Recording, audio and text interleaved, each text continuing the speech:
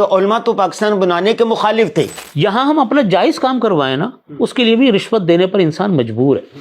پتہ نہیں ان کو کیا سبز باغ دکھایا جاتا ہے ان نوجوانوں کو کہ باہر جا کر کیا درختوں کے اوپر ڈالر لگے ہوئے ملیں گے تم لوگوں کو. کہ مولانا اشرف علی تھانوی رحمہ اللہ کا قائد اعظم کے ساتھ کیسا تعلق تھا؟ وہ کہتے ہیں مسائل کا ذکر کرنا الگ چیز ہے، اور نظریہ پاکستان اور پاکستان کی مخالفت یہ بالکل ایک الگ چیز. ہمارے اکابرین کا ہمیشہ سے یہ طرز عمل رہا کہ کبھی انہوں نے اقتدار کی حویث نہیں کی. ہمیں نہ علی گڑھ کے نصاب کی ضرورت ہے نہ دارالعلوم دیوبند کی. ہم اپنی ضرورتوں کو سامنے رکھ کر اپنا نصاب بنائیں کہ اگر یہ اکابر علماء کرام ہمارے ان قائد اعظم کے ساتھ نہ لگتے تو لوگوں کو اعتماد نہ ہوتا، لوگ بھی ساتھ نہ دیتے. اور ان حضرات کا اختلاف بھی کسی جاہ و منصب کی وجہ سے نہیں تھا، ایک رائے کا اختلاف تھا. مسائل بھی ہمارے پیدا کردہ ہیں، اس کو سنوارنا بھی ہم نے ہی ہے، کوئی تیسری مخلوق نے نہیں آنا. یہاں پڑھے لکھے نوجوانوں کو روزگار نہیں مل رہا، امن نہیں مل رہا، تو وہ کیا کریں گے؟ بھوکے مریں گے، بھیک مانگیں گے. اس وقت یہ صورتحال ہے کہ ہمارے ملک کے خزانے کا رخ وہ چند انسانوں کی طرف ہے،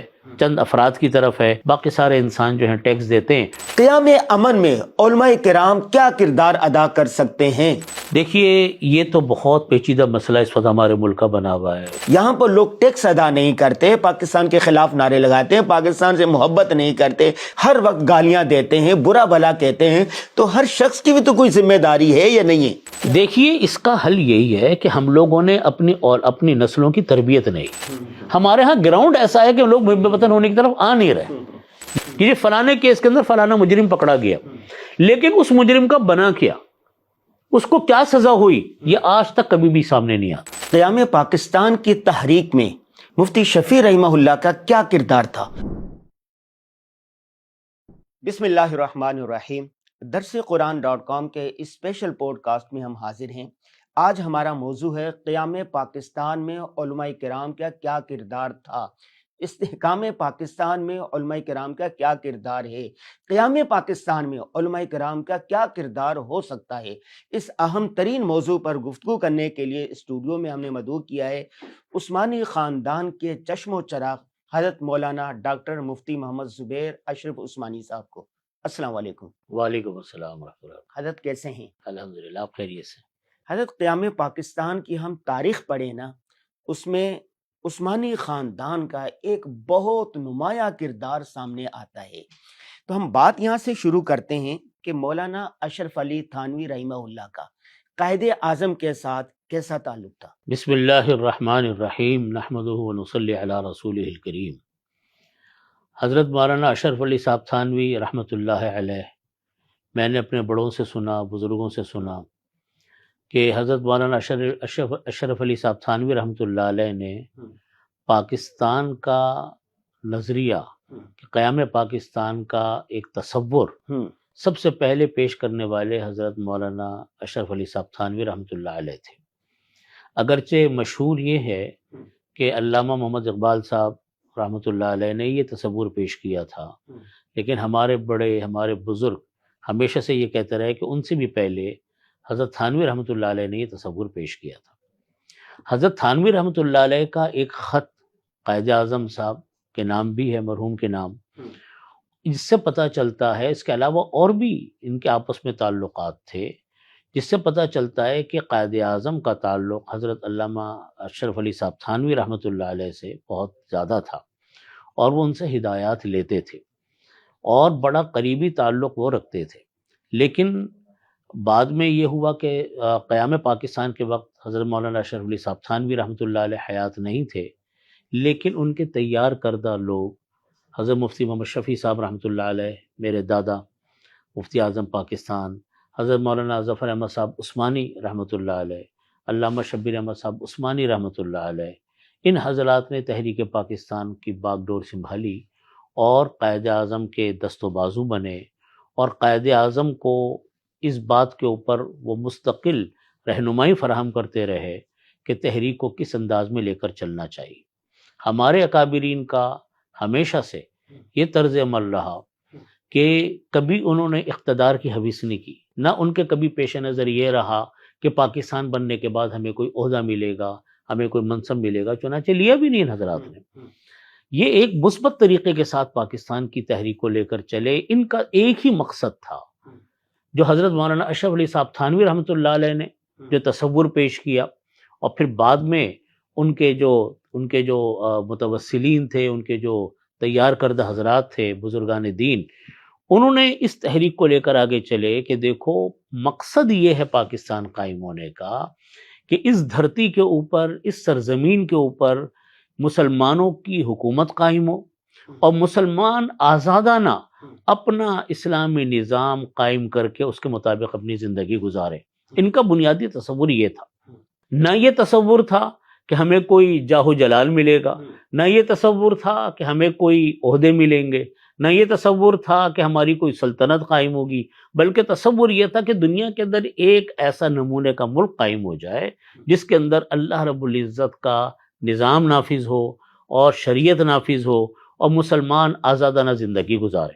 چنانچہ سب حضرات یہ محسوس کرتے تھے اور مستقبل کے بارے میں ان کی نگاہیں یہ بات دیکھتی تھی اور وہ یہ محسوس کرتے تھے کہ آگے جا کر ہمارا ہندوؤں کے ساتھ گزارا نہیں ہو سکتا، ہم ہندوؤں کے ساتھ رہ نہیں سکتے. اگر ہم رہیں گے تو ہم طرح طرح کے مسائل کے اندر رہیں گے، اور آج کے حالات نے یہ بات ثابت بھی کر دی. اس لیے ان حضرات کا کہنا یہ تھا کہ مسلمان ہوں، وہ مسلمان اپنے ملک کے اندر آزادانہ زندگی گزاریں جس کے ثمرات، جس کی برکات آج میرے اور آپ کے سامنے. اچھا یہ بتائیے، آپ کے دادا مرحوم حضرت مفتی اعظم پاکستان مفتی محمد شفیع رحمہ اللہ، قیام پاکستان کی تحریک میں مفتی شفیع رحمہ اللہ کا کیا کردار تھا اور ان کی کیا قربانیاں ہیں؟ حضرت مفتی شفیع صاحب رحمۃ اللہ علیہ، ہمارے دادا مفتی اعظم پاکستان، ان کی جو کتابیں، ان کے بارے میں کتابیں جو پڑھی تحریک پاکستان کے حوالے سے، اور میں نے اپنے والد ماجد حضرت مفتی رفیع عثمانی صاحب رحمۃ اللہ علیہ، اپنے چچا حضرت مفتی محمد تقی عثمانی صاحب دامت برکاتہم شیخ الاسلام مدظ لہم، ان سے جو میں نے حالات سنے، واقعات سنے، وہ اتنے عجیب و غریب ہیں، اتنے زیادہ ہمگیر ہیں کہ ان کو تو ایک نشست میں بیان بھی نہیں کیا جا سکتا. میں مختصر لفظوں میں یہ عرض کرتا ہوں کہ ان حضرات کی جد و جہد پاکستان بننے سے پہلے اور پاکستان بننے کے بعد اتنی مسلسل اور ہمگیر تھی کہ کوئی اس کے لیے وہ اتنی ہمگیر تھی کہ اس کا اندازہ لگانا بھی مشکل ہے. مستقل علامہ شبیر احمد صاحب عثمانی رحمۃ اللہ علیہ، جو کہ میرے دادا حضرت مفتی شفیع صاحب رحمۃ اللہ علیہ کے استاذ تھے اور ایک بہت جلیل القدر عالم دین، وہ قائد اعظم کے بالکل ساتھ ساتھ تھے. ان کے ساتھ میرے دادا رحمۃ اللہ علیہ ساتھ ساتھ تھے، علامہ شبیر احمد صاحب عثمانی رحمۃ اللہ علیہ کے ساتھ. چنانچہ ہر معاملے میں، تحریک کے اندر ہر معاملے میں، کہیں کوئی سفر ہو، کہیں کوئی اجتماع ہو، کہیں کوئی کام ہو، یہ حضرات بس مستقل اپنا مشن بنا کر یہ چلیں، اور یہاں تک کہ پاکستان بن گیا. اپنی گھر گھرستی کو چھوڑ کر آنا، یہ کوئی کہنا آسان ہے، الفاظ سے منہ سے نکالنا آسان ہے، کوئی کر کے دکھائے. ان حضرات نے صرف محنت ہی نہیں کی پاکستان بننے کے لیے، لوگوں کی ذہن سازی کی. آپ کو معلوم ہے کہ جب پاکستان قائم ہو رہا تھا تو ایک طرف ہمارے مسلم لیگ تھی جن کا نظریہ یہ تھا کہ پاکستان بننا چاہیے، دوسری طرف ہمارے دوسرے حضرات تھے جو کہ یہ کہتے تھے کہ نہیں بننا چاہیے. دونوں حضرات اپنے اخلاص کی بنیاد پر بات کرتے تھے، اپنی ان کی ایک رائے تھی اور اخلاص پر مبنی تھی. لیکن اس وقت میں اختلافات بھی پیش آئے، ذہن سازی لوگوں کی کرنی تھی، تحریک کو صحیح رخ پہ لے کر جانا تھا اور پاکستان بنانا تھا. اللہ تعالیٰ نے ان سارے کاموں کے اندر برکت عطا فرمائی، پاکستان بنا بھی، تحریک چلی بھی. لیکن قربانیوں کا معاملہ یہ کہ وہاں سے گھر گھرستی کو لے کر آنا اور ہجرت کرنا، اس طریقے سے گھر گھرستی کو لے کر آنا کہ وہاں پورا بنایا سجا سجایا گھر کو چھوڑنا اور چھوڑ کر پاکستان آنا، جہاں پر اپنے صرف پاکستان اکیلے نہیں، اپنی اہلیہ، اپنے چھوٹے بچے، ان سب کو لے کر آئے اور ایک ایسے ملک میں آ گئے پاکستان کی محبت میں کہ بظاہر دیکھنے میں کوئی ایسے انتظامات نہیں تھے. میں نے یہ واقعہ حضرت مفتی شفیع صاحب میرے دادا رحمۃ اللہ علیہ کی ایک کتاب ہے نقوش و تاثرات کے نام سے، میں نے اس کتاب کے اندر بھی یہ واقعہ پڑھا اور اپنے والد صاحب سے، مفتی رفیع عثمانی صاحب رحمۃ اللہ علیہ سے، اپنے چچا مفتی تقی عثمانی صاحب دامت برکاتہم سے بارہا یہ واقعہ میں نے سنا. فرماتے تھے کہ پاکستان 47 میں بنا، 14 اگست سن 1947 میں، 48 میں حضرت دادا رحمۃ اللہ علیہ نے ہجرت کی. دادا اور ہماری دادی اور ان کے جو بچے تھے وہ اتنے بڑے بھی نہیں تھے کہ حضرت کا کاموں میں ہاتھ بٹاتے، لیکن بہرحال جو غیر شادی شدہ اولاد تھی وہ سب حضرت کے ساتھ تھی. شادی شدہ 3 اولادیں ان کی ہندوستان میں رہ گئی تھی. والد صاحب فرماتے ہیں اور حضرت نے لکھا کہ نقوش و تاثرات میں کہ وہ پہلا سال تھا کہ مفتی شفیع صاحب رحمۃ اللہ علیہ نے اپنا ذاتی گھر بنوایا تھا. گھر بنانے کا تعمیر کا بہت شوق تھا، لیکن حالات کچھ ایسے تھے کہ گھر نہیں بنا سکے تھے، تو بڑے شوق سے بڑی ضرورتوں سے انہوں نے اپنا گھر بنایا. یہ گھر کہاں بنوایا تھا؟ دیوبند میں، جس میں پہلے مقیم تھے. اب اس کو باقاعدہ سرن و تعمیر کر کے نقشے سے بڑے حساب سے اس کو بنایا. اپنی تمام ضرورتوں اور شوق کو انہوں نے مد نظر رکھا. اسی سال ہمارے دادا رحمۃ اللہ علیہ کو باغ ان کو میراث میں ملا تھا اپنے والد محترم سے. تو اس کے اندر وہ آم کا باغ تھا، اس کے اندر پہلا سال تھا کہ آم آ رہا تھا. اور حضرت مفتی صاحب رحمۃ اللہ علیہ کو، مفتی شفیع صاحب رحمۃ اللہ علیہ کو باغبانی کا بھی بڑا شوق تھا. تو بڑے شوق سے انہوں نے وہ چھوٹا سا ایک باغ تھا اس کو تیار کیا. پہلا سال پھل کا آ گیا. تو جس سال پہلا پھل آ رہا تھا اور گھر کا وہ تیار ہونے کے بعد پہلا سال تھا کہ اب ہجرت کا موقع آ گیا. اور بڑی خاموشی سے ہجرت کرنی تھی، بالکل گھر اسی طرح چھوڑ کر آنا تھا جس طریقے سے گھر تھا. اس طریقے سے وہ گھر چھوڑ کر اپنی اہل و عیال کو لے کر وہ پاکستان تشریف لائے. گھر شفٹ ہو گئے تھے؟ نہیں، گھر جی گھر میں رہ رہے تھے. ہاں گھر شفٹ ہو گئے تھے. تو گھر کو چھوڑ کر پھر پاکستان منتقل ہوئے. پھر بعد میں میرا والد ماجد رحمۃ اللہ علیہ کے ساتھ سن 1986 میں دیوبند جانا ہوا. تو وہ مکان اس وقت ہندوؤں کے پاس تھا، تو وہ ہندوؤں نے قبضہ کر لیا تھا اس مکان کے اوپر. تو ہم نے جا کر دیکھا مکان کو، تو وہ ہندو یہ کہتے تھے، اس وقت بھی ہندو تھے جب ہم گئے تھے، وہ کہتے تھے کہ ہم اس مکان کو بڑا متبرک مکان سمجھتے ہیں. ہمیں لوگوں نے بتایا کہ بہت اللہ والے کوئی بڑے عالم تھے، تو وہ بھی اس کی قدر کرتے تھے. جہاں اس حضرت کی بیٹھک ہوتی تھی اس کے بارے میں وہ کہتے تھے. تو یہ قربانیاں ہیں، یہ تو چھوٹے سے الفاظ کی قربانی میں نے آپ کو بتا دی، تو ایک واقعہ آ گیا. لیکن سارا دن رات لگنا. پھر پاکستان آنے کے بعد حضرت مفتی صاحب رحمۃ اللہ علیہ نے اتنی محنت کی کہ ادارے بنائے، اپنا دارالعلوم کراچی قائم کیا. اور آج ماشاءاللہ وہ دارالعلوم کراچی جو حضرت مفتی صاحب رحمۃ اللہ علیہ کا لگایا ہوا پودا ہے، آج بھی الحمدللہ تقریباً 16,000 طلباء اور طالبات وہاں تقریباً اس میں اور اس کی برانچوں میں ملا کر تعلیم حاصل کرتے ہیں. اور دنیا اللہ تعالیٰ ان کو علم سے روشناس کر رہی ہے، علم ان کا پہنچ رہا ہے پوری دنیا میں. یہ قربانیاں ان حضرات کی ہیں. پھر تصنیف و تالیف کے میدان میں، تصنیف و تالیف کے حوالے سے آپ نے بات کی، تو ایک بات میں پوچھنا چاہتا ہوں کہ مفتی اعظم پاکستان مفتی محمد شفیع رحمہ اللہ نے ہندوستان کو دارالکفر ہونے کا فتویٰ دیا، تو اسی سے یہ بنیاد بنی پاکستان کی. سب سے پہلے انہوں نے فتویٰ دیا. دارالعلوم دیوبند کے صدر مفتی تھے حضرت مفتی صاحب رحمۃ اللہ علیہ، اور ان کے فتاوا ماشاءاللہ جو دارالعلوم دیوبند کے فتاوا میں جو حضرت نے لکھے، اب وہ آہستہ آہستہ چھپ رہے ہیں. تو اب تک 13 جلدیں ماشاءاللہ اس کی چھپ چکی ہیں، 17-18 تک ماشاءاللہ وہ جلدیں جائیں گی. اس کے علاوہ اور تصنیفات ہیں. پاکستان آنے کے بعد پھر قوانین اسلام کے لیے جو جد و جہد کی، جو محنت کی، ان کا مقصد کوئی اقتدار نہیں تھا، نہ اقتدار میں کبھی آئے، نہ کوئی عہدہ لیا. یہ محنتیں اپنی یہ کرتے رہے. ان حضرات کی پوری کوشش تھی ہم ایک ایسا تعلیمی نظام بنا پائیں اپنے ملک کے اندر جو تمام قوم کے لیے ہو، اور وہ ایسا تعلیمی نظام ہو جو ہندوستان میں علی گڑھ کی بھی ہم فرماتے تھے ہمیں نہ علی گڑھ کی نصاب کی ضرورت ہے نہ دارالعلوم دیوبند کی، ہم اپنی ضرورتوں کو سامنے رکھ کر اپنا نصاب بنائیں. اور وہ یہ فرماتے تھے کہ پورے پاکستان کے نوجوانوں کا، طلباء کا ایک نصاب ہونا چاہیے میٹرک تک. سب ایک نصاب پڑھیں میٹرک تک، اس میں عصری علوم بھی ہوں، دینی علوم بھی ہوں، تاکہ وہاں سے نکلنے والا لڑکا ایک بہترین عصری علوم سے، بہترین دینی علوم سے واقف ہو. دینی علوم کے اندر قرآن پاک کی تعلیم، فرائض و واجبات کی تعلیم، اور جو بھی ضرورت کی چیزیں تھیں اس کا نصاب انہوں نے بنایا بھی. جب ہم مفتی صاحب رحمۃ اللہ علیہ پاکستان آئے تو یہاں پہ بورڈ آف تعلیمات اسلامیہ قائم ہوئی، جس کی رپورٹ میرے والد ماجد رحمۃ اللہ علیہ کی کتاب ہے پاکستان، تحریک پاکستان میں علماء کرام کا کردار، وہ 2 جلدوں میں چھپی، اس کے اندر وہ رپورٹ بھی چھپی ہوئی ہے. تو ان حضرات نے بڑی محنت کر کے وہ ایک نصاب بنایا تھا.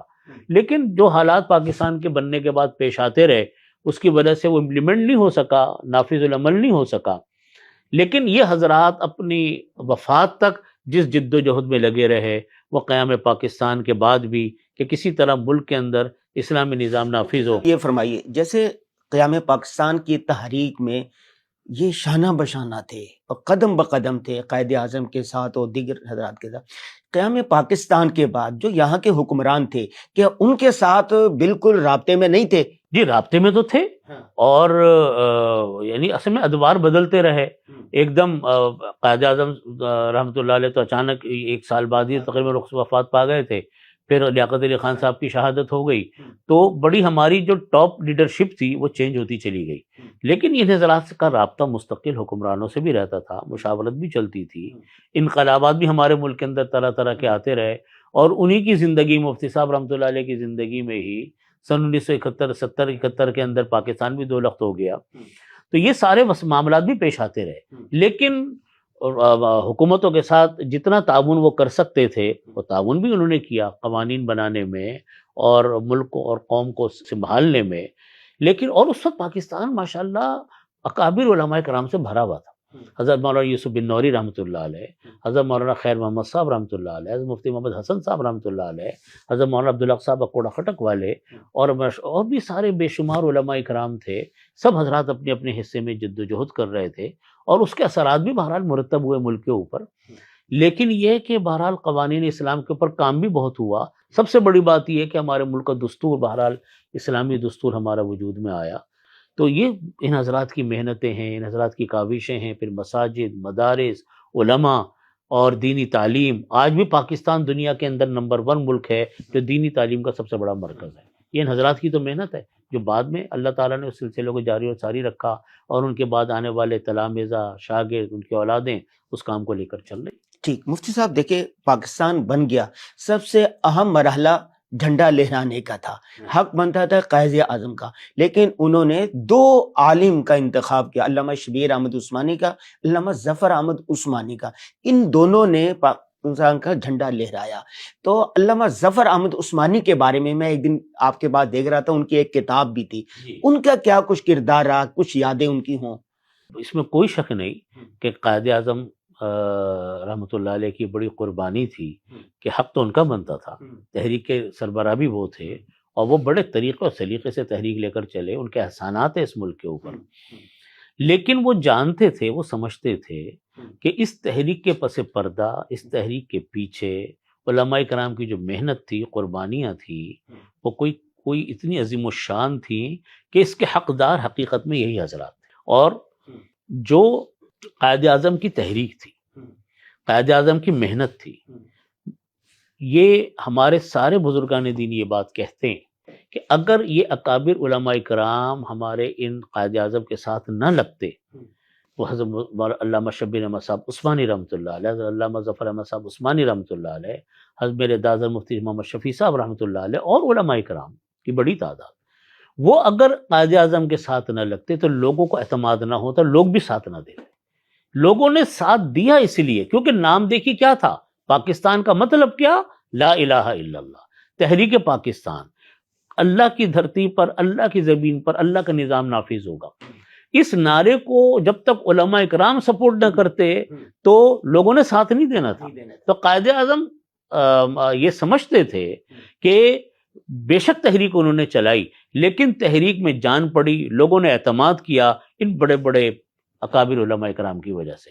اس لیے قائد اعظم نے کہا کہ ادھر جھنڈا پاکستان کے اندر، یعنی مغربی پاکستان کے اندر کراچی میں جھنڈا لہرایا علامہ شبیر احمد صاحب عثمانی رحمۃ اللہ علیہ نے، اور بنگلہ دیش کے اندر جو اس وقت مشرقی پاکستان تھا اس میں جھنڈا لہرایا علامہ ظفر احمد صاحب عثمانی رحمۃ اللہ علیہ نے۔ اس سے یہ بات پتہ چلتی ہے کہ یہ کتنا عظیم الشان ان حضرات کی خدمات اور محنت تھی کہ دنیا اس بات کو مانتی تھی۔ اور میں ایک بات آپ سے اور عرض کروں، اس وقت جو میں بات محسوس کرتا ہوں کہ قیام پاکستان کا نام آتا ہے تو ہمارے ان اکابر علماء کرام کا تذکرہ بہت کم ہو گیا، اور شاید نوجوان نسل کو بھی یہ یاد نہ ہو آج کل کی کہ ان پاکستان بنانے میں ہمارے ان بڑے بڑے اکابر علماء کرام کا کیا کردار تھا۔ اور لوگ آج اس کو ذکر بھی نہیں کرتے. ذکر بھی نہیں کر کے بلکہ الٹا یہ کہتے ہیں کہ علماء تو پاکستان بنانے کے مخالف تھے، منفی بات کو لیتے ہیں. منفی بات کو لیتے ہیں. میں نے جیسا عرض کیا کہ بعض علماء اکرام کی رائے یہ ضرور تھی، لیکن میں نے یہ بات عرض کی تھی کہ علماء اکرام جو کہتے، جیسے علامہ حضرت مولانا حسین احمد صاحب مدنی رحمۃ اللہ علیہ، انہوں نے قیام پاکستان کے حوالے سے ان کی رائے مخالف تھی، لیکن اخلاص پر مبنی تھی. حضرت مولانا حسین احمد صاحب مدنی رحمۃ اللہ علیہ کا جملہ بڑا مشہور جملہ ہے اور یہ کتابوں میں بھی لکھا ہوا ہے، میں نے اپنے بزرگوں سے بھی سنی یہ بات. وہ پاکستان بننے کے بعد انہوں نے یہ فرمایا تھا کہ مسجد بننے سے پہلے تو یہ اختلاف ہو سکتا ہے کہ ہاں مسجد بنے یا نہ بنے، لیکن جب مسجد بن چکی ہوتی ہے تو اس کا تحفظ، اس کی حفاظت، یہ سب مسلمانوں کی اجتماعی ذمہ داری ہوتی ہے. فرماتے تھے پاکستان بننے سے پہلے ہمارا اختلاف تھا کہ نہیں بننا چاہیے، لیکن اب بن گیا تو اب ہمارا اس کی حفاظت تمام مسلمانوں کا ایک مذہبی فریضہ. اور ان حضرات کا اختلاف بھی کسی جاہو منصب کی وجہ سے نہیں تھا، ایک رائے کا اختلاف تھا. وہ سمجھتے تھے کہ شاید ساتھ رہنے میں فائدہ ہوگا. ہر ایک کی اپنی اپنی رائے تھی، اخلاص پر مبنی تھی، دلائل پر مبنی تھی، سب اپنی اپنی رائے میں درست تھے. مجھے یہ بتا دیے کہ جیسے تحریک پاکستان میں علماء کرام شانہ بشانہ تھے، جب پاکستان بن گیا تو حق یہ بنتا تھا، جیسے علامہ شبیر احمد عثمانی نے علامہ جھنڈا لہرایا تو ان کو بھی بڑے مناسب بڑے عہدوں پر تعینات کیا جاتا تاکہ پاکستان کا جو ایک خطوط ہیں، ایک نقشہ ہے، وہ درست رہتا. اصل میں منصب کی طلب ہمارے ان بزرگان دین نے کبھی کی نہیں. میں جتنے حالات بڑے بزرگوں سے سنے، جب بھی یہ مجلسیں ہوتی تھیں ہم سنتے تھے، پھر کتابوں میں پڑھتے تھے، نہ انہوں نے کبھی طلب کی اور نہ ان کے اندر کبھی طلب پیدا ہوئی، نہ انہوں نے کوئی عہدہ قبول کیا. اور والد صاحب رحمۃ اللہ علیہ ایک جملہ بہت سناتے تھے، علامہ شبیر احمد صاحب عثمانی رحمۃ اللہ علیہ کا، میرے والد ماجد مفتی رفیع عثمانی صاحب رحمۃ اللہ علیہ، وہ فرماتے تھے کہ ہم اقتدار کے طلبگار نہیں ہیں، ہم حکومتیں لینے کے لیے ہم نے محنت نہیں کی، ہم اہل اقتدار کو ہم یعنی یوں جملہ بولتے تھے کہ ملا اقتدار کا طلبگار نہیں ہے، لیکن اہل اقتدار کو تھوڑا سا ملا بنانا چاہتے. وہ کیسے بنے گا جب تک کہ آپ بڑے مناصب پر نہیں ہوں گے تو کیسے بنیں گے وہ؟ بس وہ تو ایک منصب کی، تو میں نے جیسا عرض کیا کہ مختلف کمیٹیوں میں مختلف چیزوں میں پیش تو یہ حضرات رہے.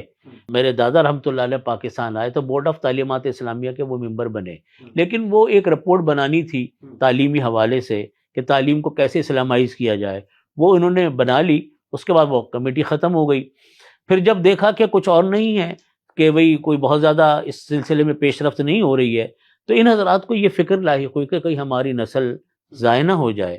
تو حضرت مفتی شفیع صاحب رحمۃ اللہ علیہ نے کراچی میں دارالعلوم کراچی قائم کیا. حضرت مفتی محمد حسن صاحب رحمۃ اللہ علیہ نے لاہور میں جامعہ اشرفیہ قائم کیا. حضرت کراچی دارالعلوم بننے کے چند سال کے بعد حضرت مولانا یوسف بنوری رحمۃ اللہ علیہ نے جامعہ بنوری ٹاؤن انہوں نے قائم کیا، جامعۃ العلوم اسلامیہ بنوری ٹاؤن قائم کیا. حضرت مفتی مولانا خیر محمد صاحب رحمۃ اللہ علیہ نے ملتان کے اندر خیر المدارس قائم کیا. حضرت مولانا عبدالحق صاحب اکوڑ اخٹک والوں نے وہاں پر ادارہ خانیہ قائم کیا.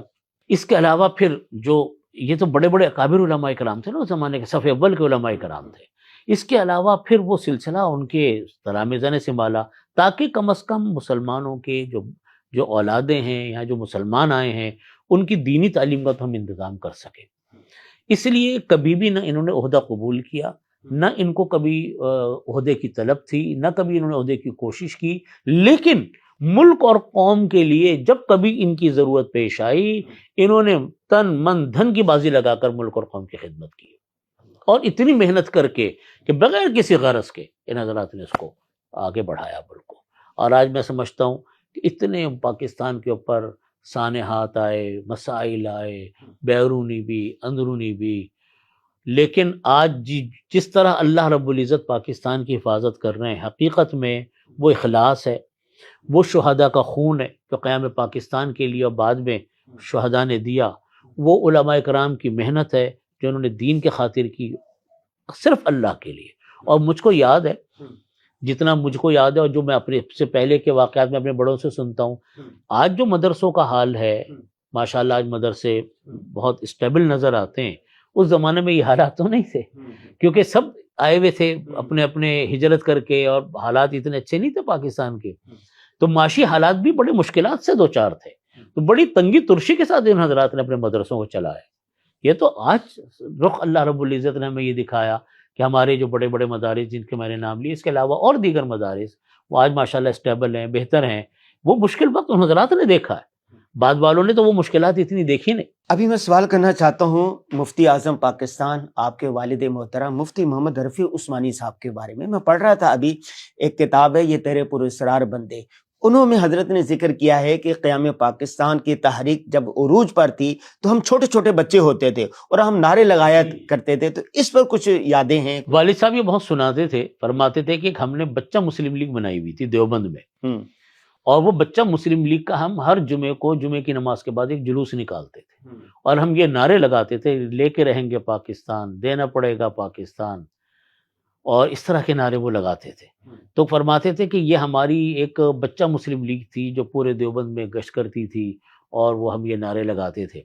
تو ان حضرات کے اندر بھی، ان حضرات نے تو چونکہ پاکستان بنتے ہوئے دیکھا، میرے بڑے تایا حضرت مفتی میرے سب سے بڑے تایا حضرت ذکی کفی صاحب رحمۃ اللہ علیہ، حضرت مفتی حضرت رضی عثمانی صاحب رحمۃ اللہ علیہ، میرے تایا حضرت ولی راضی صاحب، اللہ تعالیٰ ان کو شفا دے اور صحت دے، حیات ہے ماشاءاللہ، جنہوں نے ہادیہ عالم لکھی، میرے والد ماجد مفتی رفیع عثمانی صاحب رحمۃ اللہ علیہ، میرے چچا شیخ الاسلام مفتی محمد تقی عثمانی صاحب دامت برکاتہم، ان حضرات نے اپنے سامنے پاکستان بنتے ہوئے دیکھا۔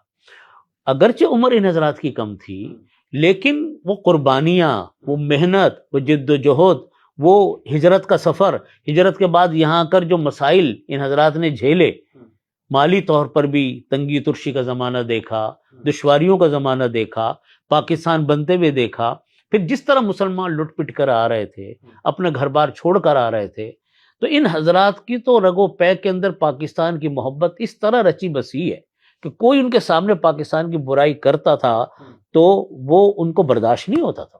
وہ کہتے تھے خرابی تو آپ بتا سکتے ہو، لیکن پاکستان کی مخالفت برداشت نہیں ہوگی۔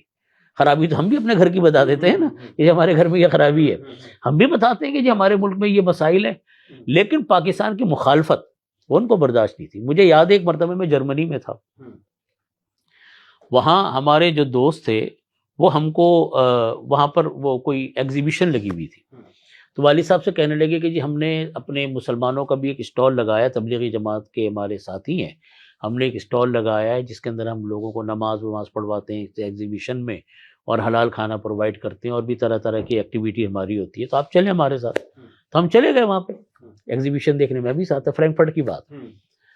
تو وہاں جو ہندوستانی اسٹال تھا وہ بھی مسلمان تھے، انہوں نے جب سب ہوئے تو انہوں نے کہا کہ جناب پاکستان کی مخالفت شروع کر دی کہ یہ پاکستان نہیں بننا چاہیے تھا۔ والد صاحب کو تو جملہ برداشت نہیں ہوتا تھا، ہمارے کسی بڑے تایا چچا جن کے میں نے بزرگوں کے نام لیے، کسی سے برداشت نہیں ہوتی تھی یہ بات۔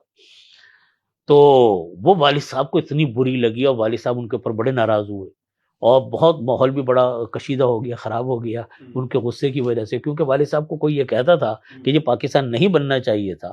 وہ کہتے ہیں مسائل کا ذکر کرنا الگ چیز ہے، اور نظریہ پاکستان اور پاکستان کی مخالفت یہ بالکل ایک الگ چیز ہے۔ تو ان حضرات نے جنہوں نے پاکستان بنتے ہوئے دیکھا، ان سے یہ پاکستان کی خرابیاں کسی مرحلے پر برداشت نہیں ہوتی۔ وہ جس طرح اندر کڑتے تھے، ان کو اپنی تکلیف اور ضیق محسوس کرتے ہیں، وہ آج ہم لوگوں کے اندر وہ بات نہیں ہے، اس لیے کہ وہ قربانیاں انہوں نے دیکھی ہیں۔ اور انشاءاللہ میں آج بھی یہ بات کہتا ہوں کہ پاکستان اللہ کی عظیم نعمت ہے۔ پاکستان دنیا کا ایک ایسا ملک ہے جس میں اللہ نے اپنی ساری چیزیں جمع کر دی ہیں۔ اب دینے والی ذات نے تو ہمیں دی، دولتیں بھی دی۔ ہم لوگ قرضے مانگنے جاتے ہیں، $1 ارب کے لیے ہم کیا کیا ناکے رگڑ رہے ہیں۔ اللہ رب العزت نے کھربوں ڈالر کے خزانے ہمارے زمینوں میں رکھے، لیکن اگر ہم اپنی جیب کی حفاظت نہ کر سکیں تو قصور تو میرا ہے، دینے والے نے تو سب کچھ ہمیں دیا۔ ہم نقالیوں میں لگے پڑے ہیں انگریزوں کی، ہم جناب اپنے نسلوں کو اور اپنی اولادوں کو باہر بھیج رہے ہیں، ہم اپنے وسائل کو بروئے کار نہیں لا پا رہے، اور ہم دعوے کرتے ہم ترقی کر رہے ہیں۔ کس چیز کی ترقی؟ یہ ترقی ہوتی کہ آپ اپنے ہاں کی چیزوں کو دوسروں کو اونے پونے داموں میں بیچ دیں، اپنے خزانوں کو بیچ دیں اور اب پھر بھیکے مانگے. بھائی پاکستان اللہ کی نعمت ہے، اس کی قدر کرنی چاہیے. جو اللہ رب العزت نے عزت انسان کو اپنے گھر پہ دی ہے نا، وہ کسی دوسرے کے گھر پہ جا کے عزت نہیں مل سکتی. آپ پاکستانیوں کو دیکھ لو یا کسی لوگوں کو دیکھ لیں آپ جو دنیا کے مختلف ملکوں میں رہتے ہیں، تیسرے درجے کے شہری بن کے رہتے ہیں. ہم اپنے ملک کے اندر چاہے کچھ بھی ہے لیکن سینہ چوڑا کر کے چلتے ہیں کہ ہماری اپنی سرزمین ہے. اس لیے میں اپنے نوجوانوں کو کہتا ہوں، بار بار کہتا ہوں کہ خدا را اپنے ملک کو سنبھالیں. مسائل بھی ہمارے پیدا کردہ ہیں، اس کو سنوارنا بھی ہم نے ہی ہے، کوئی تیسری مخلوق نے نہیں آنا. صاحب اسی بات سے مجھے ایک بات یاد آ گئی. گزشتہ سال 7.5 لاکھ پڑھا لکھا نوجوان بیرون ملک گیا ہے، اور اس سے پچھلے سال 8.5 لاکھ کے قریب. پہلے ایسا ہوتا تھا جو پڑھا لکھا طبقہ نہیں ہوتا تھا وہاں پر کام کرنے کے لیے مزدوری کرنے کے لیے جاتا تھا. یہ المیہ نہیں ہے کہ پڑھا لکھا طبقہ جا رہا ہے. بہت بڑا المیہ ہے، بہت بڑا المیہ. آپ یقین مانیں ہمارے یہاں 2 طرح کی ہجرتیں چل رہی ہیں. ایک وہ لوگ جو غیر قانونی طور پہ جاتے ہیں، ڈنکی وغیرہ لگا کے جاتے ہیں، وہ اتنا مشکل، اتنا موت کے منہ میں جانا ہے، میں تو سمجھتا ہوں حلال بھی نہیں ہے انسان کے لیے کہ اتنی تکلیفیں اٹھا کر اور اپنے آپ کو اتنے خطرات میں ڈال کر ملک سے باہر جانا، جس میں تقریباً بہت سارے لوگ اپنی جانوں سے ہاتھ دھو بیٹھتے ہیں. آئے دن ہم پڑھتے رہتے ہیں اخبارات کے اندر، کئی کشتی ڈوب گئی، کئی بارڈر کراس کرتے ہوئے فائرنگ میں مارے گئے. دوسرا طبقہ یہ بھی نوجوان لڑکے ہوتے ہیں سارے، ان سے بھی میں ملا ہوں مختلف ملکوں کے اندر جو ڈنکیاں لگا کر جاتے ہیں.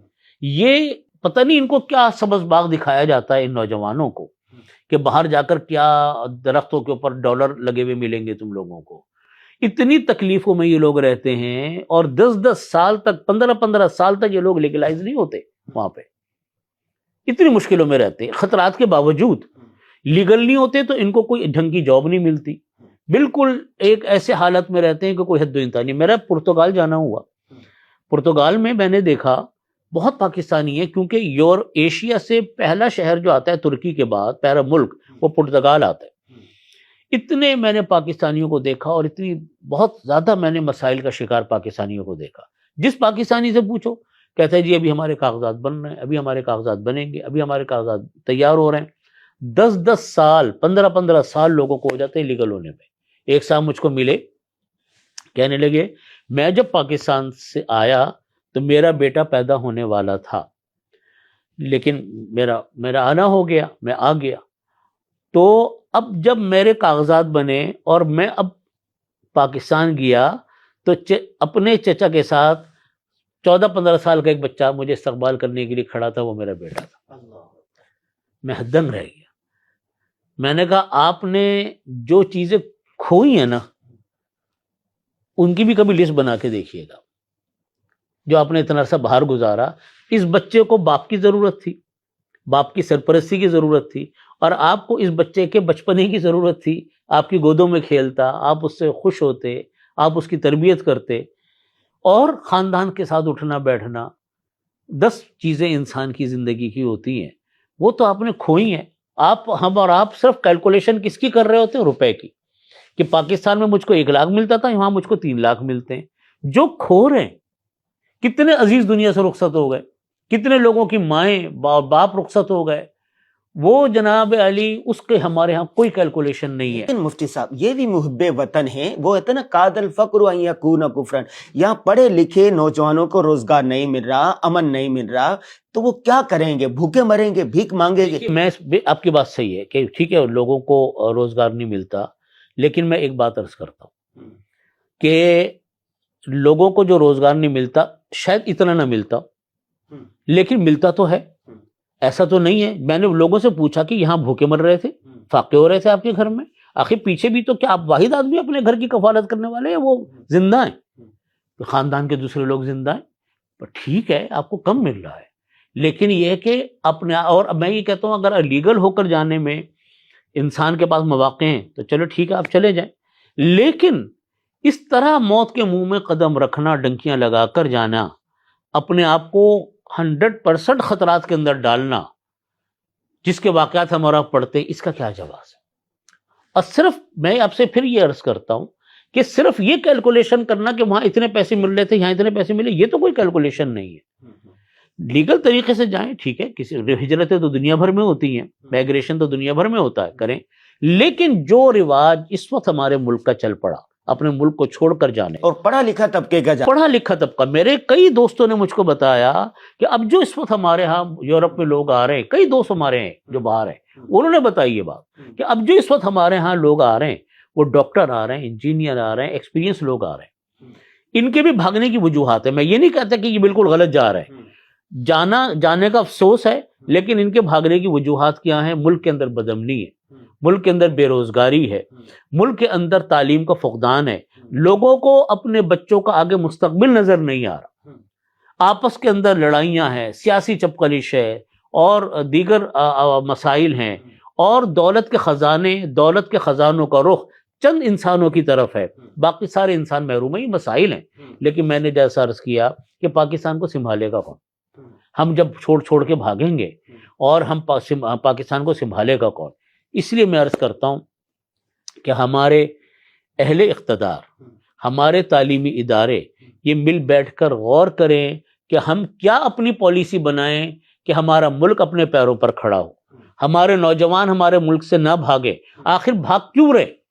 اس کو بھی تو کسی کو سوچنا چاہیے نا۔ محض تقریروں سے مسئلہ ختم نہیں ہونا کہ جی ہم کسی سے بیان دلوا دیں، ہم کہیں کہ جب تو آپ تقریر کر لیں، ان تقریروں سے مسئلہ حل نہیں ہوگا۔ جانے والے لوگوں کے مسائل ہیں، میں یہ نہیں کہتا کہ مسائل نہیں ہے، تعلیم کا زبردست مسئلہ۔ اچھا پھر یہ تو مسائل، ہم بڑے شہروں کی بات کر رہے ہیں، آپ انٹیریئر میں تو جائیں ذرا، گاؤں دیہاتوں کے اندر، بلوچستان کے اندر آپ سفر کریں، انٹیریئر سندھ کے اندر ہم جائیں تو وہاں پر آپ دیکھیں وڈیرہ شاہی ہے، جاگیرداری نظام ہے، اور ظلم اور زیادتیاں ہیں، لوگوں کے پاس مسائل نہیں ہیں کیونکہ لوگ اپنا روزگار کما سکے، تعلیم کے مواقع نہیں ہیں، پھر تعلیم طبقاتی ہے کہ بڑے مالدار لوگ تو تعلیم حاصل کر رہے ہیں لیکن غریب غربا کے بچوں کے لیے تعلیم کے مواقع نہیں ہیں۔ یہ اب مسائل ہیں، لیکن یہ مسائل حل کیسے ہوں گے؟ اگر غور کریں گے، قدم اٹھائیں گے تو مسئلہ حل ہوگا، لیکن قدم نہیں اٹھائیں گے تو پھر بربادی در بربادی چلے گی، اور ہمارا ملک مزید کسی مشکل میں نہ ہمارا ملک پڑ جائے آگے جا کر۔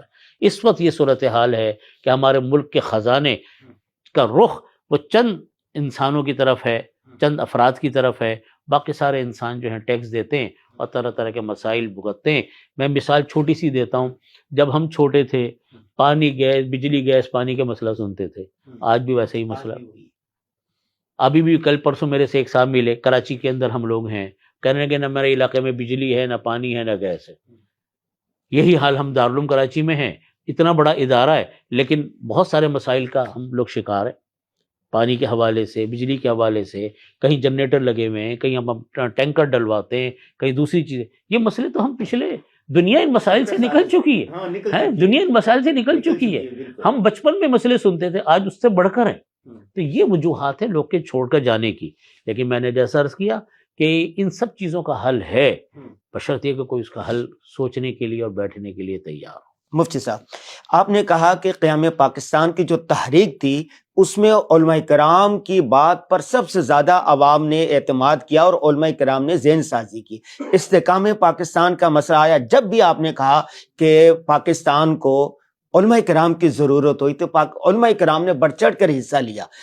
استحکام میں پاکستان اور قیام پاکستان کے بعد اس وقت مسئلہ ہے قیام امن کا، بلوچستان کی صورتحال ہے، خیبر پختونخوا کی ہے، کشمیر کی ہے، اور قیام امن میں علماء کرام کیا کردار ادا کر سکتے ہیں؟ دیکھیے یہ تو بہت پیچیدہ مسئلہ اس وقت ہمارے ملک کا بنا ہوا ہے، بلوچستان کا مسئلہ ہے، ہماری سرحدی علاقوں کے مسئلے ہیں، کشمیر کا مسئلہ اب سر پر آ گیا، پھر آپ کے انٹیریئر کے علاقے ہیں جہاں پر طرح طرح کی وارداتیں وغیرہ آپ کے یہاں ہوتی ہیں۔ تو دیکھیے علماء کرام، بہت سارے کام وہ ہوتے ہیں جو واعظ و نصیحت سے ہوتے ہیں، تحریک چلا کر ہوتے ہیں، کہہ سن کر ہوتے ہیں، بہت سارے کام وہ ہوتے ہیں جو ڈنڈے کے زور پر ہوتے ہیں، وہ فورسز ہی کرتی ہے۔ فورسز کا ایک اپنا مقام ہے، فورسز کا ایک اپنا کام ہے، کہنے سننے کا ایک کام ہے۔ تو کبھی کام جو ہوتا ہے دوائیوں سے چلتا ہے، کبھی اس کے لیے آپریشن بھی کرنا پڑتا ہے، آپریشن بھی بعض اوقات ناگزیر ہوتا ہے، کبھی کسی طرح طرح کی سرجریز بھی کرنی پڑتی ہے۔ ہمارے پاکستان کے اندر علماء کرام کا جو کردار ہے وہ بیچارے اپنا کردار ادا کرتے ہیں، لیکن وہ کردار ایسا ہے کہ اس کے ساتھ ساتھ گورنمنٹ کو بھی ایکشن لینا پڑے گا تو کام جا کر حل ہوگا۔ اگر گورنمنٹ اس کے اوپر کوئی ایکشن نہیں لے گی اور وہ مسائل اسی طرح چلتے رہیں گے تو محض علماء کرام واعظ و نصیحت سے کام کرتے رہیں، یہ مسئلہ حل ہوگا نہیں۔ میں آپ سے عرض کروں، علماء کرام نے امن و امان کے حوالے سے کوئی کسر نہیں چھوڑی۔ ہمارے مدارس کے علماء ماشاءاللہ پورے پاکستان میں پھیلے پڑے، خاص طور پہ کے پی کے بلوچستان میں تو بہت زیادہ ہیں، اور یہ حضرات اپنی محنت کر رہے ہیں، اور لیکن وہ محنت تو کرتے ہیں، لیکن سوال یہ ہے کہ جو باغی گروپ ہے ان کی بھی کچھ شکایتیں، ان کی شکایتوں کا کیا حل نکلے گا؟ یہ حضرات ان کو کہتے ہیں کہ جی ہم حکومت سے باتیں کرتے ہیں، حکومت سے باتیں ہوتی بھی ہیں، لیکن بہرحال ان کی اپنی شکایتیں۔ تو بعض اوقات ہمیں ایسی پالیسی اختیار کرنی پڑتی ہے حکومتی حوالے سے جو مسئلے کا حل نکالے۔ اس سلسلے میں میں یہ بات عرض کرتا ہوں کہ دیکھیے، ہر جگہ جب ملک کے اندر خلفشار ہو، انارکی ہو، تو ملک کے تمام طبقات کو بیٹھ کر اس کا کوئی حل سوچنا چاہیے۔ یہ تو ہے نہیں کہ حل نہیں نکلے گا، اللہ رب العزت نے حل تو رکھا ہے، لیکن اس کے لیے ہمیں ایک قربانی دینی ہوگی۔ وہ قربانی یہ کہ اپنی سیاسی سوچ، اپنا نظریہ ایک طرف کو رکھنا پڑے گا، صرف ملک کے لیے سوچنا پڑے گا کہ ہم سب مل کر بیٹھیں گے تو مسئلہ حل ہوگا۔ ہم یہ چاہیں کہ میں تنہا مسئلہ حل کر بیٹھوں، اب یہ مسئلہ اس طرح نظر آ نہیں رہا مجھ کو نظر آتا ہے کہ ہم حکومتی ادارے، فورسز، سیاسی جماعتیں، علماء، باغی گروپ مل کر بیٹھے ہیں۔ بھائی کرنا کیا ہے، شکایتیں کیا ہیں، افہام و تفہیم، مذاکرات، ٹیبل۔ آپ ٹیبل پر آئیں، ٹاک کریں ان کے ساتھ، ان کے علاقوں کے اندر اگر کچھ محرومیاں ہیں ان محرومیوں کا سد باب ہم کریں کہ وہ محرومیاں کیا ہیں جس کی وجہ سے لوگ باغی ہو رہے ہیں۔ اگر ان کو کوئی روزگار کا مسئلہ ہے، ان کو کسی اور چیز کا مسئلہ ہے، تو ہو سکتا ہے کہ ہم لوگ حل نکالنے کے قابل ہو سکیں۔ بہرحال ایک میری تجویز کے درجے میں ایک بات ہے، لیکن یہ ہے کہ تمام طبقات زندگی کو مل بیٹھ کر اس کا حل سوچنا چاہیے۔ ہم وہ سیاسی جماعتیں جن سے اختلاف ہے، وہ سیاسی جماعتیں جو برسر اقتدار ہیں، وہ سیاسی جماعتیں جو کم درجے کی ہیں، وہ علماء کرام جو کہ مختلف ملکوں کے اندر ہیں اور اپنے اپنے علاقوں کے اندر حیثیت رکھتے ہیں، ہمارے پاکستان کی فوج ہے، ہمارے پاکستان کی جو ہے وہ بیوروکریسی ہے، یہ سارے حضرات مل کر جب بیٹھیں تو اللہ رب العزت انشاءاللہ اس کا ایک حل نکالیں گے انشاءاللہ۔ ایک بات یہ ہے کہ جو عام شہری ہے، عام آدمی ہے، ان کی بھی کوئی ذمہ داری بنتی ہے یا نہیں؟ میں آپ سے کہوں گا کہ وہ واقعہ بھی سنائیں کہ آپ کے والد محترم مفتی رفیع عثمانی صاحب رحمہ اللہ نے پاکستان کی خاطر 2 وقت کی چائے چھوڑ دی تھی کہ اس سے پاکستان کو فائدہ ہوگا۔ یہاں پر لوگ ٹیکس ادا نہیں کرتے، پاکستان کے خلاف نعرے لگاتے ہیں، پاکستان سے محبت نہیں کرتے، ہر وقت گالیاں دیتے ہیں، برا بھلا کہتے ہیں، تو ہر شخص کی بھی تو کوئی ذمہ داری ہے یا نہیں ہے؟ دیکھیے بہت اچھا سوال آپ نے کیا۔ بحیثیت ایک شہری کے میں یہ بات تھوڑی سی ذرا تفصیل سے عرض کروں گا۔ جی جی، دیکھیے محب وطن شہری کا مطلب کیا ہے، یہ نظریہ، یہ بات ہمیں اپنی اولادوں کو سکھانی چاہیے، اور اسکول کی تعلیمی اداروں کے اندر اپنے اسٹوڈنٹس کو ہمیں سکھانی چاہیے، تمام تعلیمی اداروں، یونیورسٹیز، کالجز، مدارس، مساجد، سب جگہ، کہ ہم جو 14 اگست مناتے ہیں، اب 14 اگست بالکل یہ اگست کا مہینہ ہے اور 14 اگست بالکل اب سر پر ہے، ہم 14 اگست مناتے ہیں۔ سوال یہ ہے کہ محب وطن شہری ہونے کا ثبوت ہم کس چیز سے دیتے ہیں؟ ہم دیتے ہیں باجے بجانے سے، کہ لوگوں کی زندگی جیرن بنا دو باجے بجا بجا کر، ہم دیتے ہیں جھنڈے لگا کر، ہم دیتے ہیں بائکوں کے اوپر سیلنسر نکال کر شور شرابہ کرنے سے، 14 اگست کی جو رات ہوتی ہے اس کو باہر نکل کر ساری رات ڈانس گانے ناچ گانے کر کے۔ دیکھیے یہ ایک ہنگامہ ضرور ہے، لیکن اصل محب وطن شہری ہونے کا ثبوت ہمیں کس سے دینا چاہیے؟ جو سوال آپ کا تھا، بڑا اچھا سوال ہے آپ کا۔ محب وطن ہونے کا مطلب کیا ہے؟ پہلے ہم اس کا مطلب سمجھنا چاہیے۔ محب وطن ہونے کا مطلب ہے کہ ہمارے کسی طرز عمل سے ہمارے ملک کو، ہمارے ملک کے شہریوں کو اور ہمارے ملک کی کسی چیز کو نقصان نہ پہنچے. یہ مطلب ہے محب وطن شہری ہونے کا. محض بیج لگا لینا، جھنڈے لگا لینا، یہ یقیناً ایک محبت کا اظہار ہے، لیکن اصل اظہار یہ ہے کہ ہم ایسے پاکستانی بنے کہ ہم وہ پاکستانی بنے کہ ہمارے کسی طرز عمل سے ملک کو، قوم کو، ہمارے ملک میں رہنے والے انسانوں کو تکلیف نہ پہنچے. اب میں اس کی ڈیٹیل میں آتا ہوں. آپ نے میرے والد ماجد رحمۃ اللہ علیہ کے چائے کی بات کی. اس کا واقعہ یہ پیش آیا 80s کے اندر ضیاء الحق صاحب مرحوم نے نظام اسلام کا اعلان کیا تھا، وہ بھی 12 ربیع الاول تھا. اس وقت انہوں نے یہ بات اپنی تقریر میں کہی تھی. والد صاحب اسلام آباد میں تھے، اس اجتماع میں موجود تھے. اس وقت ضیاء الحق صاحب مرحوم نے یہ بات کہی تھی کہ اگر ہر پاکستانی ایک وقت کی چائے چھوڑ دے تو جو چائے ہمارے ہاں باہر سے درآمد ہوتی ہے تو ہمیں اتنی کی بچت ہوگی. ایک بڑا انہوں نے فگر بتایا تھا جو یاد رہی. تو مجھے اچھی طرح یاد ہے جب والد صاحب اسلام آباد سے آئے تو انہوں نے گھر میں کہا کہ بھائی میں تو آج سے چائے چھوڑ رہا ہوں. شام کی، صبح کو تو وہ پیتے تھے، 2 وقت کی چائے وہ لیتے تھے. 1 وقت کی چائے انہوں نے چھوڑ دی اور لوگوں سے بھی کہتے تھے چھوڑ دو. کچھ لوگوں نے چھوڑ دی لیکن پھر شروع کر دی. لیکن انتقال تک والد صاحب نے پھر دوبارہ چائے شروع کی تاکہ ملک کو فائدہ ہو، قوم کو فائدہ ہو. اب وہ خود بھی کہتے تھے کہ یقیناً میری ایک چائے کی پیالی چھوڑنے سے کیا بنے گا، لیکن فرماتے تھے کہ میں یہ کر سکتا تھا، میں نے کیا. اور وہ اس بات کی بہت تاکید کرتے تھے. ان کا یہ خاص مزاج تھا کہ غیر قانونی کام کو وہ کسی قیمت پہ پسند نہیں کرتے تھے، اگرچہ ساری دنیا کر رہی ہوتی تھی. مثلا میں بتاتا ہوں آپ کو، جب کبھی ہم لوگ جاتے تھے تو والد صاحب گاڑی کے اندر آگے والی سیٹ پر بیٹھتے تھے، میں گاڑی چلا رہا ہوتا تھا، میری والدہ، میری اہلیہ یا بچے پیچھے بیٹھے ہوتے تھے. ایک گاڑی تھی ہمارے پاس، چھوٹی فیملی تھی. اگر کسی وجہ سے میں نے گاڑی کے اندر کوئی غلط چیز کی، مثلا لائن پہ گاڑی نہیں چلا رہا ہوں، تو وہ گاڑی میں فارغ نہیں بیٹھتے تھے، یا تو قرآن پاک پڑھتے رہتے تھے یا کوئی کام کرتے رہتے تھے، لیکن وہ دیکھتے رہتے تھے کوئی گڑبڑ تو نہیں کر رہا. جہاں میں نے کوئی غیر قانونی کام کیا وہ فوراً مجھ کو ٹوکتے تھے، یہ کام نہیں کرنا چاہیے، اسپیڈ زیادہ لگائی، بیٹا دیکھو اسپیڈ وہ رکھو جو قانون کے مطابق. اچھا یہ کام وہ سفروں میں بھی کرتے تھے. جب کبھی ہم پاکستان کے سفروں پہ ہوتے تھے اور جو گاڑی چلا رہا ہوتا تھا کہتے تھے بھائی دیکھو غیر قانونی کام نہیں کرنا چاہیے. یہ ان کا خاص جملہ تھا. دارالعلوم کے اندر میں آپ کو چھوٹی سی مثال عرض کروں، اب دارالعلوم میں کون سا چالان ہو رہا ہے نا جی، دارالعلوم میں سڑکیں بنی ہوئی ہیں. اگر کبھی ہم نے جلدی کی وجہ سے رانگ سائڈ پہ نکل گئی کہ تو گاڑی واڑی کوئی نہیں ہے، ناراض ہوتے، دیکھو تم لوگ یہ حرکتیں کر رہے ہو، جب تم لوگ یہ حرکتیں کرو گے دارالعلوم کے لوگ یہ حرکتیں کریں گے تو باہر والے کیا حرکتیں کریں گے. ان کا مستقل ایک درس یہ تھا. تو یہ بات کیا ہے، یہ محب وطن شہری ہونے کی علامت ہے کہ میرے طرز عمل سے کسی قسم کا کوئی نقصان ملک کو نہیں پہنچنا چاہیے.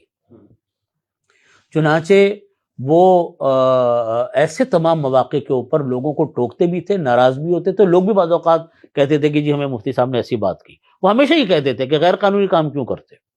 لیکن آج لوگ پاکستان کے املاک کو نقصان پہنچاتے ہیں، ٹیکس نہیں دیتے اور پاکستان کو گالیاں دیتے ہیں. دیکھیے اس کا حل یہی ہے کہ ہم لوگوں نے اپنی نسلوں کی تربیت نہیں کی.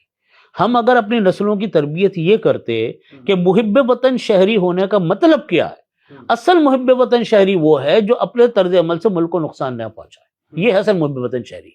اب مثلا املاک کو نقصان پہنچانا، کیا جواز ہے املاک کو نقصان پہنچانے کا؟ نہ شرعاً جائز ہے نہ قانوناً جائز ہے. املاک تو جو چیزیں تباہ ہو رہی ہیں، سڑکوں پر سائن بورڈ توڑے جا رہے ہیں، سڑکوں پر گڈھے کیے جا رہے ہیں، یہ تو ہمارا اور آپ کا نقصان ہے، عوام کا پیسہ ہے. تو یہ ہمارا مائنڈ یہ بن گیا کہ جی ذرا سی تحریک کے موقع پر یہ ساری چیزوں کو درہ بھرم کر دو.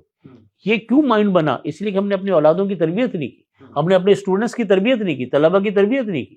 ہمیں یہ تربیت اس کی کرنی چاہیے. اور جہاں تک ٹیکس کی بات ہے، میں ضرور کہتا ہوں کہ ٹیکس دینا چاہیے، لیکن ٹیکس کو صحیح استعمال بھی کرنا چاہیے. اگر لوگ ٹیکس نہیں دیتے نا، اب لوگ کہتے ہیں جی یہی پاکستانی باہر تو ٹیکس دیتے ہیں، باہر اس لیے ٹیکس دیتے ہیں کہ وہ دیکھتے ہیں کہ ان کو ٹیکس کی وجہ سے طرح طرح کے بینیفٹ ہیں.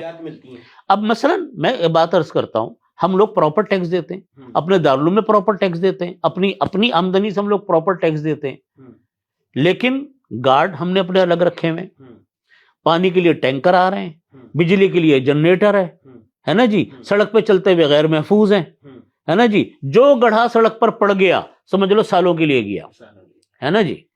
اور تو یہ جو مسائل ہیں, ان مسائل کی وجہ سے لوگ ٹیکس نہیں دیتے. میں اپیل ضرور کرتا ہوں لوگوں کو ٹیکس دینے کی. اس معاملے میں حکومت سے بھی یہ بات اپیل کرتا ہوں کہ وہ بھی ٹیکس کی رقم کو صحیح معنوں میں لگائیں. ایک مرتبہ میں سفر کر رہا تھا پاکستان کے اندر, میرے برابر کی سیٹ پہ ہمارے ٹیکس ڈپارٹمنٹ کے 2 حضرات بیٹھے ہوئے تھے. جیسے سفر میں بات چیت شروع ہو جاتی ہے تو وہ آپس میں باتیں کر رہے تھے کہ لوگ ٹیکس نہیں دیتے, فلانا نہیں دیتے, یہ نہیں کرتے, یہ موضوع تھا ان کا.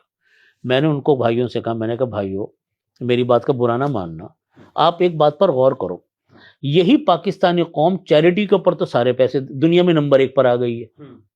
چیریٹی تو یہ پاکستانی قوم کیا کر رہی ہے, ایک نمبر پہ. یہ ساری دنیا کا زیادہ شماری یہ کہتے ہیں, یہ غریب قوم کہتے ہیں ہم لوگ, لیکن دنیا کے اندر چیریٹی میں نمبر 1 پہ. تمام مساجد, مدارس, کتنے ہاسپٹلز, سب یہ چیریٹی پہ چل رہے ہیں. میں نے کہا کیا وجہ ہے کہ وہ آپ کو ٹیکس نہیں دیتے؟ کبھی آپ نے غور کیا؟ میں نے کہا اس کی وجہ یہ ہے کہ ٹیکس کا استعمال صحیح نہیں. ہم اگر ٹیکس کا استعمال صحیح کریں, ہماری حکومتیں ٹیکس کا استعمال کریں, فضول خرچیاں چھوڑیں, ٹیکس کی رقم کو صحیح جگہ پر لگائیں, پھر پوری دنیا اپیل کرے کہ جی آپ ٹیکس کی رقم صحیح جگہ پر دو. لیکن ہم اپیل ضرور کرتے ہیں, لیکن اپنے آنکھوں سے دیکھ رہے ہیں کہ جو مسائل جہاں تھے وہ اپنی جگہ پر کھڑے. تو یہ دونوں چیزیں ایسی ہیں کہ ایک طرف ہم محب وطن ہونے کا بات ضرور کریں, سکھائیں بھی, لیکن دوسری طرف ہم گراؤنڈ بھی ایسا بنائیں کہ لوگ محب وطن ہونے کی طرف آئیں. ہمارے ہاں گراؤنڈ ایسا ہے کہ لوگ محب وطن ہونے کی طرف آ نہیں رہے. یہ تھوڑا سا ایک ہمارے ہاں کا مسئلہ. ہر شخص, حکومت کے لوگ ہوں, سیاستدان ہو, فوج ہو, اسٹیبلشمنٹ کے لوگ ہو, عوام ہو, علماء کرام ہو, اپنی اپنی ذمہ داریاں ادا کریں. بے شک, بالکل, تو مسئلہ حل ہو جائے گا. مفتی صاحب, 14 اگست یوم تشکر کے طور پر لوگ کہتے ہیں منایا جائے. یوم تشکر کے طور پر منانے کا مطلب کیا ہوتا ہے؟ یوم تشکر کا مطلب یہ ہے کہ ہم اللہ کا شکر ادا کریں. کیسے کریں؟ باجے بجا کے؟ بس یہ ہے بات میں جو بات عرض کی کہ جو طریقہ اس وقت چل پڑا ہے, یہ طریقہ میں کسی طرح اس کو صحیح نہیں سمجھتا. ہاں ہمیں جھنڈا ضرور لہرانا چاہیے, ہمیں اپنی گاڑیوں پر, گھر پر ہمیں جھنڈا لگائے, پتہ چلے کہ ہمارے ملک کا جھنڈا ہے. لیکن جب 14 اگست گزر جائے اس کو اتار لینا چاہیے, اور اس جھنڈے کی بے حرمتی نہیں ہونی چاہیے.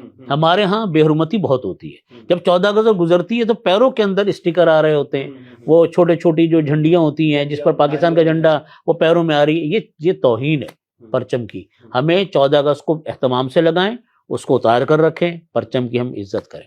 نمبر 2, ایسے کام نہ کریں جس سے لوگوں کو تکلیف پہنچے. باجے, ناچ گانے اور جناب دھوم دھڑکے جو چل رہے ہیں ہمارے ہاں, اس کا نہ شرعن جواز ہے نہ قانوناً جواز. خوشی ضرور منانی چاہیے. خوشی منانے کا طریقہ یہ کہ ہم ایسے تذکرے کریں اپنے ان بڑوں کے, ان اکابرین کے جنہوں نے تحریک پاکستان میں کردار ادا کیا. علماء کی فیلڈ کی ہم نے بات کی, بہت سارے غیر علماء ایسے لوگ ہیں جو کہ بڑا بڑا ان کا نام ہے پاکستان کی تحریک میں, ان کا تذکرہ کریں, پاکستان کو بنانے کی بات کریں, پاکستان سے محبت ہونے کا درس دیں, پاکستان سے محبت پیدا کرنے کا درس دیں. نمبر 2, ہم ان اسباب کو لوگوں کو بتائیں جس سے ملک صحیح ہوگا, جس سے ملک ترقی کرے گا, اور ان اسباب کو چھوڑنے کی فکر کریں جن سے ہم ملک کے اندر زوال کا شکار ہیں. اگر میں 2-4 منٹ ہوں تو میں یہ اس موضوع پر خود بات کرنا چاہتا ہوں. ہمیں دیکھیے پاکستان کے جو مسائل ہیں نا, کون آدمی واقف نہیں ہے پاکستان کے مسائل سے. اب جس سے آپ بات کرو گے ایک لمبی آپ کو لسٹ بتا دیں. ان سب کے پیچھے بنیادی ہاتھ کرپشن کا. کرپشن کی جو سطح اس وقت پاکستان میں ہے وہ بہت انتہا کو چھو رہی ہے. میں نہیں سمجھتا, پتہ نہیں دنیا کے کون سے ملک میں ہم کیا نمبر حاصل کر رہے ہوں گے کرپشن کے اندر.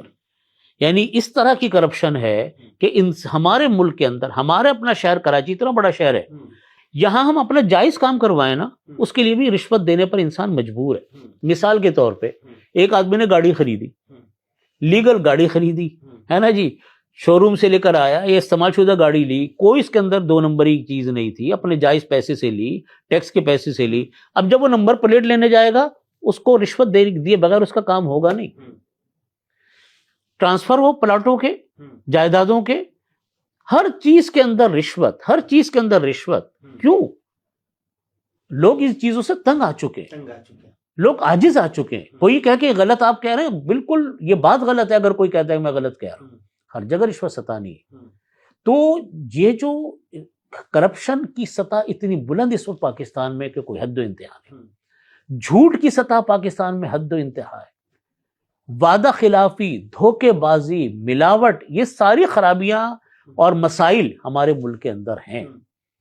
اور وجہ کیا ہے، بدامنی کیوں ہے؟ کہ وجہ یہ کہ ہم یہ تو پڑھتے ہیں اخبارات کے اندر کہ یہ فلانے کیس کے اندر فلانا مجرم پکڑا گیا، لیکن اس مجرم کا بنا کیا، اس کو کیا سزا ہوئی، یہ آج تک کبھی بھی سامنے نہیں آتا۔ جب مجرموں کو سزا نظر نہیں آئے گی، لوگ مجرموں کو سزائیں نہیں ملیں گی، تو مجرم ہی پھر آگے چلیں گے نا، جرائم تو پھر آگے بڑھیں گے۔ تو ہم عمل کچھ نہ کریں۔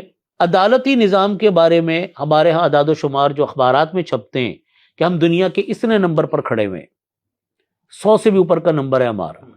کرپشن میں ہم کہاں کھڑے ہوئے ہیں، تعلیم کے میدان میں ہم کہاں کھڑے ہوئے ہیں، یہ ملک کے سلگتے ہوئے مسائل ہیں۔ میں جو عرض کر رہا ہوں کہ سب کو مل بیٹھ کر بیٹھنا ہوگا۔ ہمارا ملک کو اگر ترقی دینی ہے، سب سے پہلی چیز یہ کرپشن ہے۔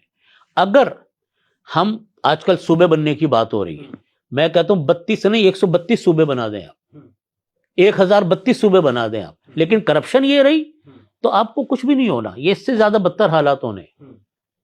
اگر کرپشن ہمارے ملک میں رہتی ہے، چوری چکاری رہتی ہے، دیانت امانت کا فقدان اگر ہے، تو آپ کی خواہش ہے کہ اللہ تعالیٰ ملک کو ترقی دے، لیکن ملک ترقی کرتا نہیں ہے اس طریقے سے۔ نمبر 3، ہمارے ملک میں تعلیم کا صفر ہے، تعلیم کا فقدان ہے۔ جو تعلیم اچھی ہے وہ صرف مالداروں کے بچوں کے لیے اچھی ہے، جو متوسط طبقے کا بھی انسان ہے یا متوسط سے نیچے ہے، ان کی اولادیں اچھی تعلیم نہیں لے سکتی۔ تعلیم جب تک اچھی نہ ہو آپ کیسے تربیت حاصل کریں گے؟ جیسا آپ نے بھی ابھی کہا، ہم بھی پڑھ رہے ہیں اخبارات کے اندر کہ اچھی تعلیم والے تو ملک چھوڑ کے جا رہے ہیں۔ تو جب دیانت نہ ہو، امانت نہ ہو، تعلیم نہ ہو، انصاف نہ ہو عدالتوں میں، تو میرے بھائیوں پھر ہم کیسے توقع کریں گے کہ ملک آگے ترقی کرے گا؟ اور قانون پر عملداری نہ ہو، قانون پر عملداری نہ ہو۔ میں یہ نہیں کہتا کہ اس کے اندر کوئی ایک طبقہ، صرف عوام اس کے اندر مجرم ہے، عوام بھی مجرم ہے، لیکن حکمران بھی مجرم ہے، جنہوں نے یہ گراؤنڈ تیار کیا اور اس گراؤنڈ کو صحیح کرنے کی طرف وہ جا نہیں رہے۔ تو معاشرہ تو ایک انسان سے نہیں بگڑتا، معاشرہ جو تشکیل پاتا ہے زندگی کے تمام افراد کے مجموعے سے تشکیل پاتا ہے۔ آپ یہ چاہیں کہ صرف اشرافیہ اچھی ہو جائے، فلانا طبقہ اچھا ہو جائے، اس سے معاشرہ نہیں بنتا۔ جو قومیں باہر جاتی ہیں، جو قومیں ہم باہر کے لوگوں کو دیکھ کے، باہر کی قوموں کو دیکھتے ہیں کہ کس طرح ترقی کر رہی ہیں، آخر وہی ماڈل آج ہمارے سامنے بھی ہے۔ تو ہمارے لیے محب وطن پاکستانی بننا ضروری۔ محب وطن کا مطلب یہ ہمارے طرز عمل سے کسی کو تکلیف نہ پہنچے، نہ ملک کو نہ انسان کو، اور حکومتیں بھی اور عوام بھی مل کر محنت کریں پاکستان کو بنانے کی۔ میں پھر کہتا ہوں، پاکستان اللہ کی نعمت ہے، پاکستان کی قدر کرنے کی ضرورت ہے، پاکستان کو سنبھالنے کی ضرورت ہے۔ پاکستان ہماری جان ہے، پاکستان ہماری آن ہے، پاکستان ہمارا مان ہے۔ پاکستان ہے تو ہم ہیں۔ پاکستان کا جھنڈا دین اسلام کا جھنڈا ہے، دین اسلام کا جھنڈا ہے۔ میرے والد صاحب رحمۃ اللہ علیہ کا جملہ بڑا مشہور تھا کہ یہ پاکستان کا جھنڈا نہیں، اسلام کا جھنڈا ہے۔ اللہ، یہ اسلام کا، یہ کسی سیاسی جماعت کا جھنڈا نہیں، یہ اسلام کا جھنڈا ہے۔ پاکستان سب کچھ ہے، ہم پاکستان ہے تو ہم ہیں، ہم پاکستان نہیں تو پھر ہم نہیں۔ اس لیے ہمیں اس کو سنبھالنے کی ضرورت ہے، لیکن سنبھالنے کے طور طریقے اپنانے سے سنبھالا جائے گا۔ اس کو اگر ہم نے اپنایا نہیں، امانت کو، دیانت کو، سچائی کو، تعلیم کو، انصاف کو ہم نے اگر فوقیت نہیں دی تو پھر نقصان کا اندیشہ ہے۔ اللہ تعالیٰ ہمارے ملک کی حفاظت فرمائے، ہمارے سرحدوں کی حفاظت فرمائے، ہمارے ملک کی تنصیبات کی حفاظت فرمائے، ہمارے ملک کی جغرافیہ کی حفاظت فرمائے، ہمارے ملک کی نظریاتی اور جغرافیائی سرحدوں کی اللہ تعالیٰ حفاظت فرمائے، اور ملک میں بسنے والے ایک ایک انسان کی جان، مال، عزت، آبرو کے اللہ حفاظت فرمائے۔ آمین۔ مفتی صاحب، اسی پر ہم اختتام کرتے ہیں۔ ایک سوال صرف آخر میں ہے، درسقرآن.com کو آپ کے والد محترم کے بیانات بھی اس پر آتے تھے، اور مفتی تقی عثمانی صاحب کے بیانات بھی آتے ہیں، آپ بھی آتے ہیں، آپ پوری دنیا میں جاتے ہیں، درسقرآن.com کی خدمات کو، بھائی شفیق اجمل کی محنتوں کو کس طرح دیکھتے ہیں؟ بھائی شفیق اجمل صاحب سے میرا تعلق بالکل ابتدا سے ہے، اور بڑے محبت کا تعلق ہے، اور بڑا دوستانہ تعلق ہے۔ اللہ تعالیٰ اس محبت کو، تعلق کو باقی رکھے۔ ماشاءاللہ ان کی جو خدمات ہیں درس قرآن .com کی، بھائی شفیق اجمل صاحب کی، وہ کوئی ڈھکی چھپی نہیں ہے۔ ماشاءاللہ درس قرآن .com کے پروگرام وہ انفرادی سطح پر بھی ہوتے ہیں، اور ملک اور قوم کے لیے یا دینی ملی قومی لحاظ سے کوئی بھی اہم موقع ہوتا ہے اس کے اوپر یہ بہت بڑا بھرپور پروگرام کرتے ہیں۔ مثلا عاشورہ محرم پہ بھرپور پروگرام کرتے ہیں، ربیع الاول پہ پروگرام کریں گے، یا 14 اگست کے اوپر ان کا پروگرام آتا ہے، اور بھی اس طرح کے مختلف مواقع پر آتے رہتے ہیں۔ ان کی خدمات بہت عظیم الشان ہیں ماشاءاللہ، ان کا پروگرام بہت دیکھا جاتا ہے ماشاءاللہ۔ ان کے ہونے والے پروگرام میں جو بیانات ہوتے ہیں، جو تقاریر ہوتی ہیں، جو باتیں ہوتی ہیں، وہ سب کے لیے ایک بہت بڑے مشعل راہ ہے۔ میری دعا ہے اللہ تعالیٰ درس قرآن .com کو مزید ترقی عطا فرمائے، اور ہمارے بھائی شفیق اجمل صاحب کو اللہ تعالیٰ مزید توفیق عطا فرمائے، اور ان کی محنتوں کو اللہ تعالیٰ قبول فرمائے۔ بہت شکریہ حضرت مفتی صاحب۔ جی ناظرین، آپ نے مفتی صاحب کی گفتگو سنی، ابھی بہت سارے پہلو باقی ہیں، مزید بھی اس طرح کے پوڈ کاسٹ ہم آپ کے سامنے لائیں گے، لیکن ایک بات آپ یوم آزادی پر پلے باندھ لیں، وہ یہ کہ وطن سے محبت کرنی ہے، وطن کی تعمیر و ترقی میں آپ سے جتنا کچھ ہو سکتا ہے آپ نے شمع جلانی ہے۔ سوشل میڈیا پر سب سے قدیم اور سب سے ریلائبل برانڈ درس قرآن .com